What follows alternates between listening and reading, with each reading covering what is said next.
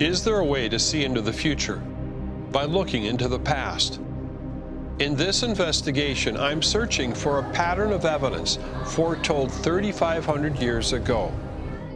A pattern that, if revealed, would demonstrate the existence of a divine power operating outside of time and space. Can this activity be seen by looking at a people and a nation called Israel?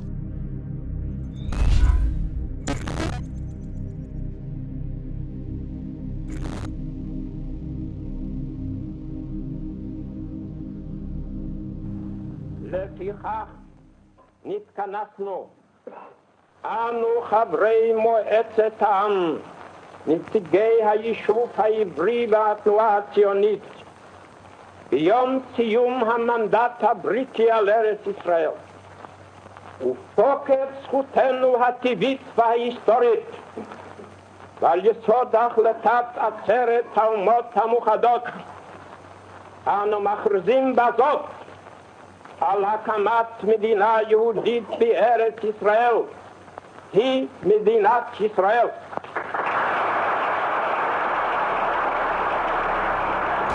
I also antagonized a lot of people by recognizing the state of Israel as soon as it was formed. When Israel was established as a nation, it became the center of world attention and immediately was drawn into a seemingly endless cycle of wars,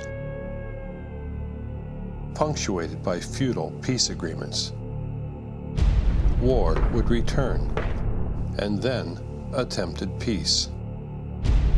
War, then peace. War, then peace.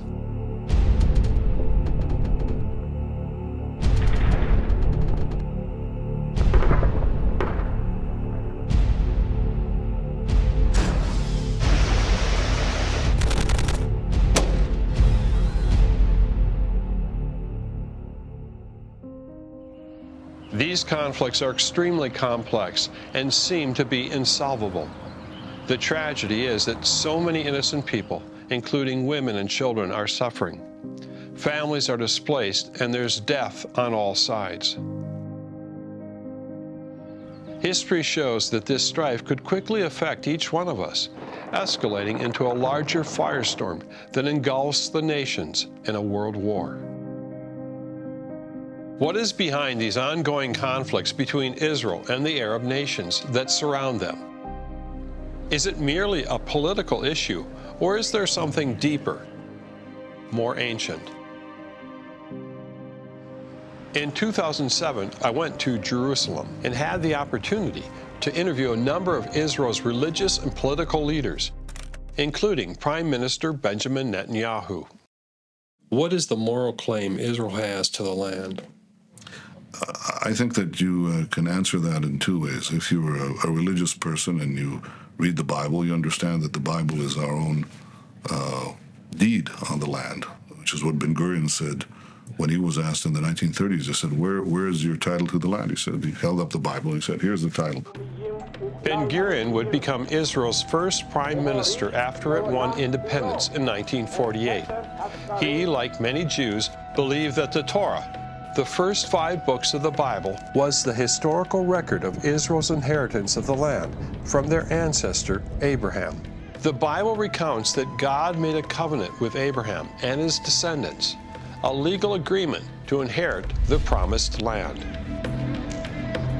But in point of fact, you ask, what is the hold of Britain on Britain? What is the hold of France on France? What is the hold of other countries on their land? And the answer is, it's an abiding connection to the land by a people that form its identity with that particular place. It's the title that you have to your home, because that is where you raised your family, that is where you grew up. And as long as you don't give it up, even if you're kicked out by somebody, you don't lose your right to your home because somebody kicked you out. To many people, Israel is the Holy Land. To the Jews, it's the Promised Land, which is a different story. Promised because Moshe saw the promise, he didn't see the land, but he gave the Torah, and that's what made our nation. the Torah came before the land. It's not by accident. So there is a sort of distinction between the people and the land. The people are based not necessarily on the land, though it is their promised land, but based very much on the Torah. One can't look into this issue for long without seeing that the Bible's account of the covenant between God and Israel lies at the heart of the matter. There are different views about the reality and credibility of this covenant. So to understand more, I wanted to start at the beginning. My own interest in this started in my early childhood. I was raised as a Christian to believe there was a God who created all things and that He acted in the world, and that God inspired men to write His words so that others would know Him through the writings known as the Bible.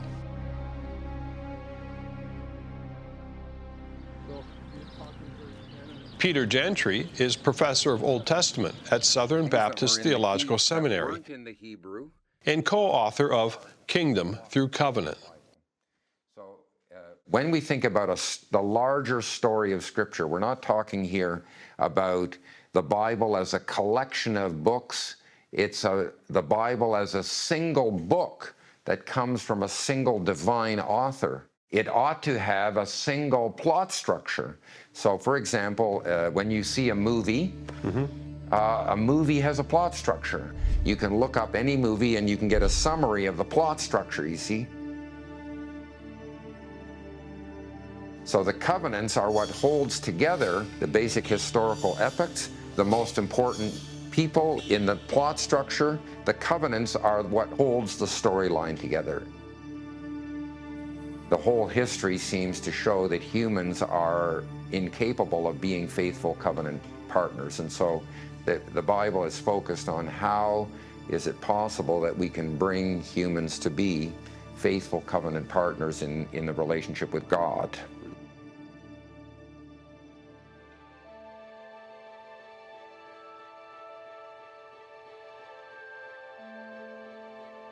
The human author of the Bible's first 5 books, the Torah, is stated to be Moses, one of the greatest leaders in Jewish history. Moses recorded that God created the heavens and the earth from nothing. He also created a man and a woman and put them in a garden paradise to be friends with God. But they disobeyed God's single rule, bringing a curse of death, suffering, and toil upon the earth. They were banished from God's presence into a now fallen world. Eventually, the violence and evil of their offspring grew so great upon the earth that God would destroy His creation by a worldwide flood, saving one righteous man, Noah, and his family in an ark, along with every kind of animal. Moses wrote that after the flood, the descendants of Noah again rebelled against God's commands. In their rebellion, they congregated on a plain in the land of Shinar to build a tower to their own glory. So God confused their language and turned one language into many at the Tower of Babel.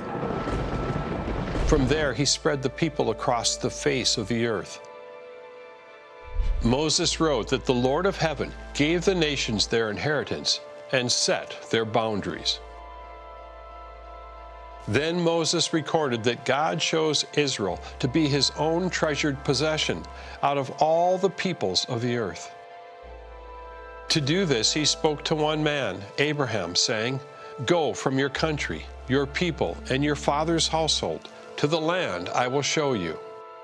I will make you into a great nation, and I will bless you. I will make your name great, and you will be a blessing. I will bless those who bless you, and whoever curses you, I will curse, and all peoples on earth will be blessed through you.